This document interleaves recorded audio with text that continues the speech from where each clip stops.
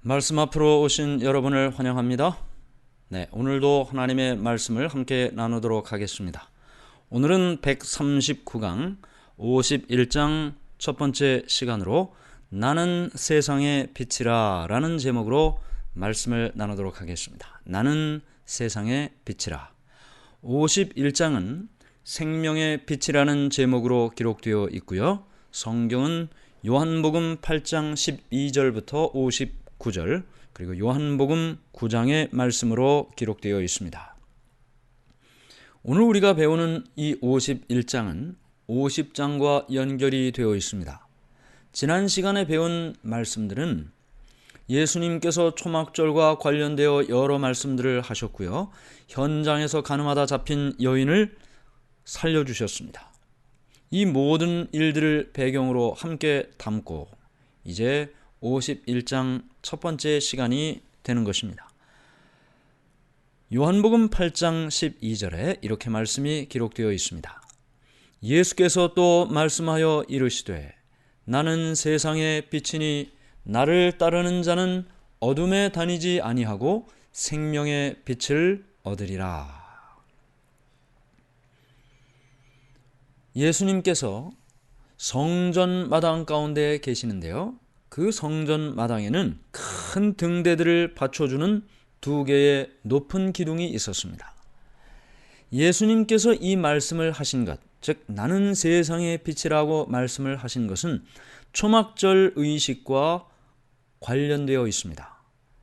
저녁 제사 후에는 모든 등에 불을 켜서 그 빛으로 온 예루살렘을 비추게 하였습니다.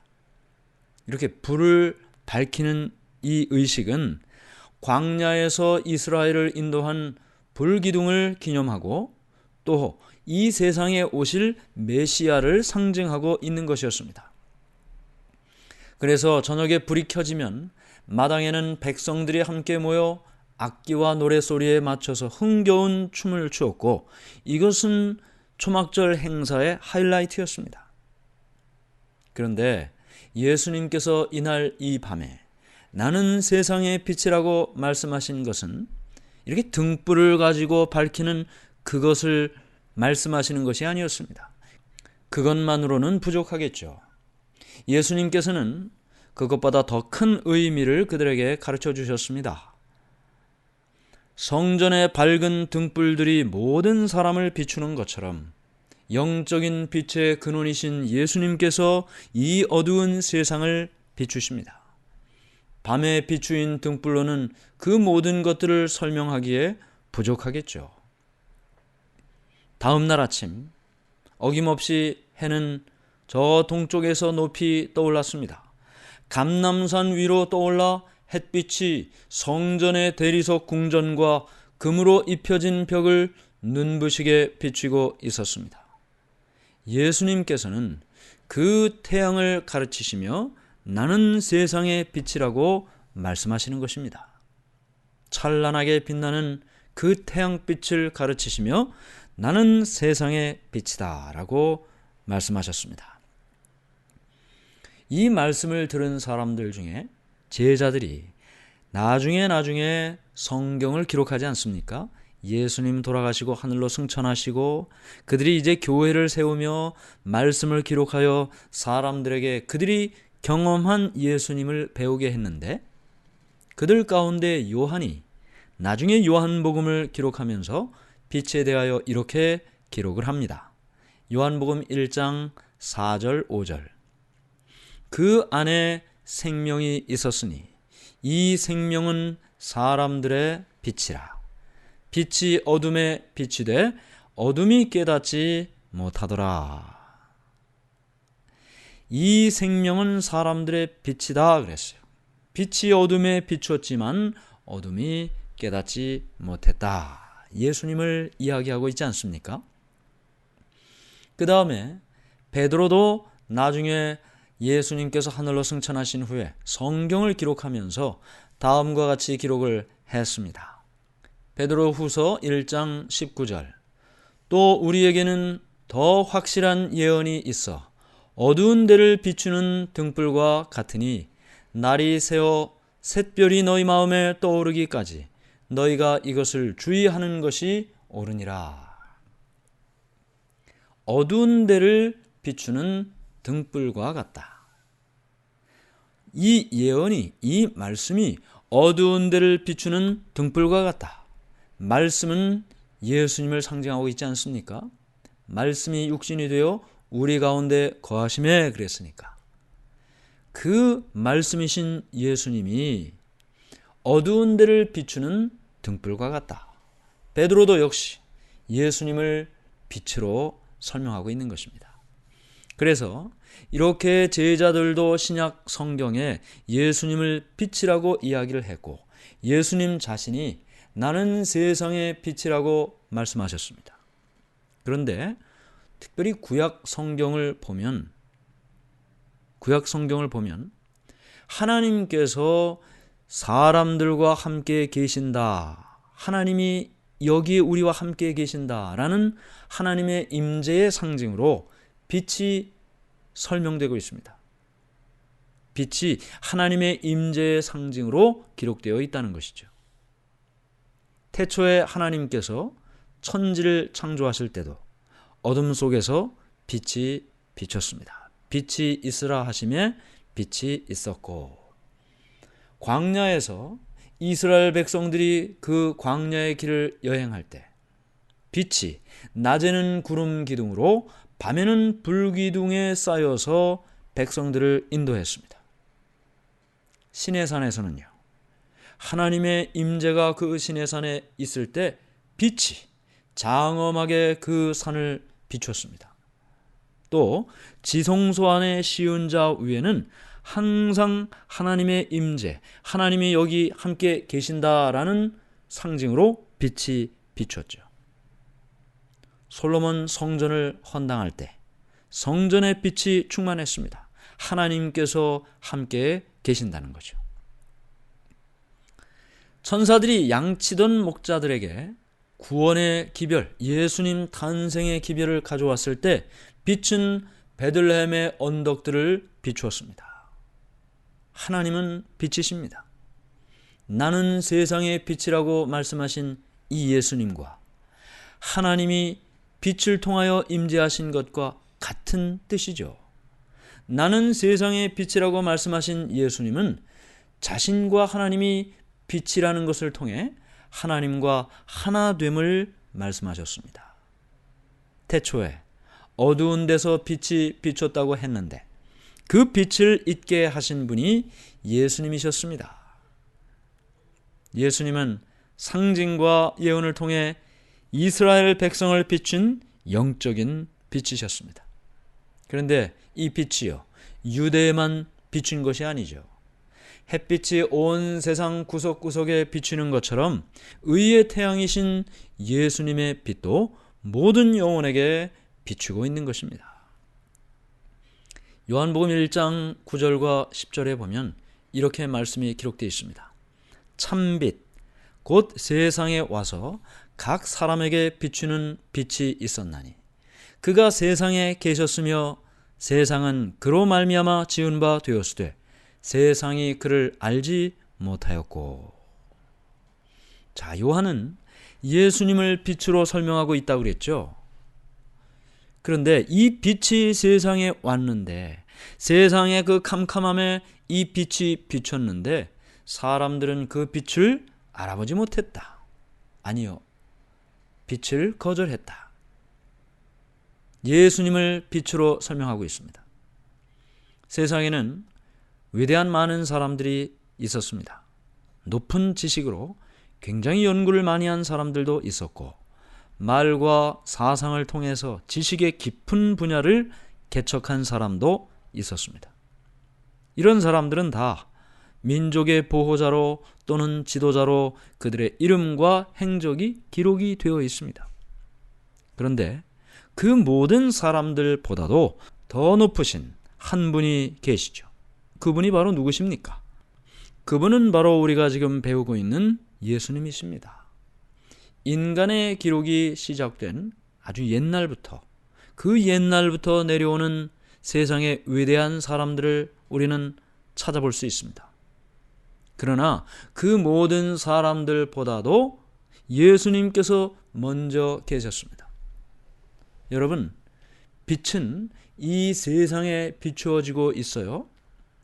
태양계의 달과 별들이 모두 태양의 빛을 반사하고 있습니다. 여러분, 지금 눈앞에 뭐가 보이십니까? 나무가 보이십니까?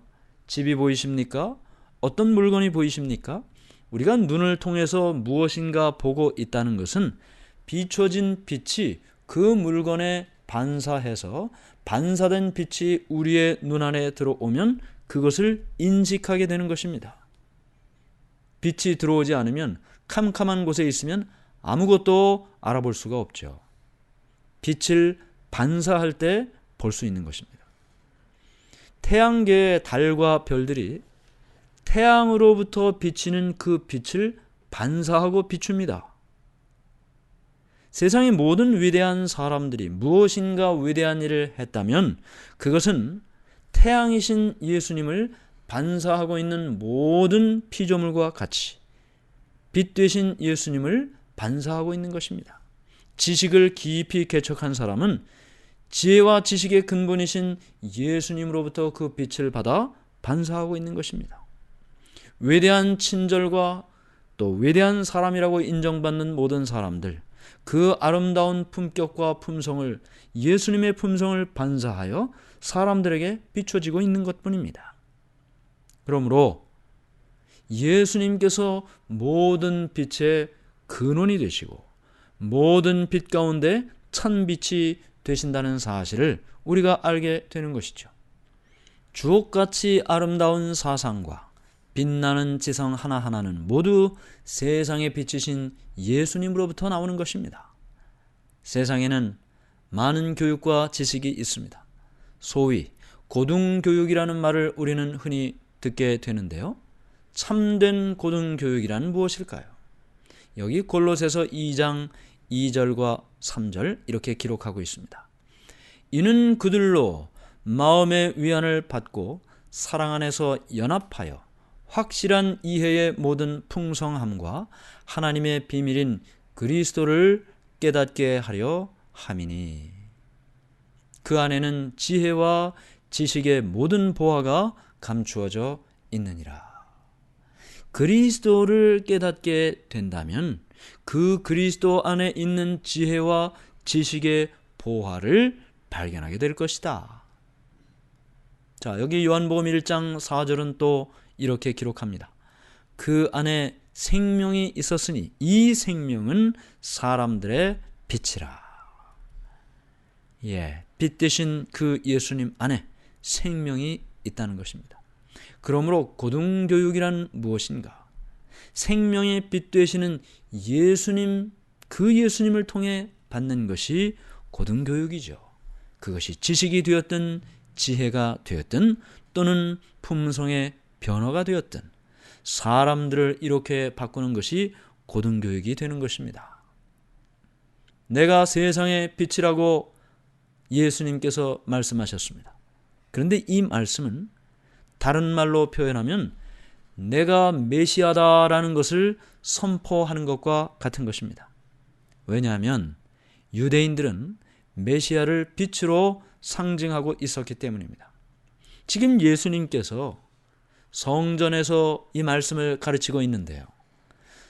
수십 년 전에 예수님이 아기로서 이 성전에 봉헌될 때 시므온은 하나님께 기도하면서 예수님에 대하여 이렇게 말을 했습니다. 누가복음 2장 32절 이방을 비추는 빛이요 주의 백성 이스라엘의 영광이니이다 하니 이방을 비추는 빛이요.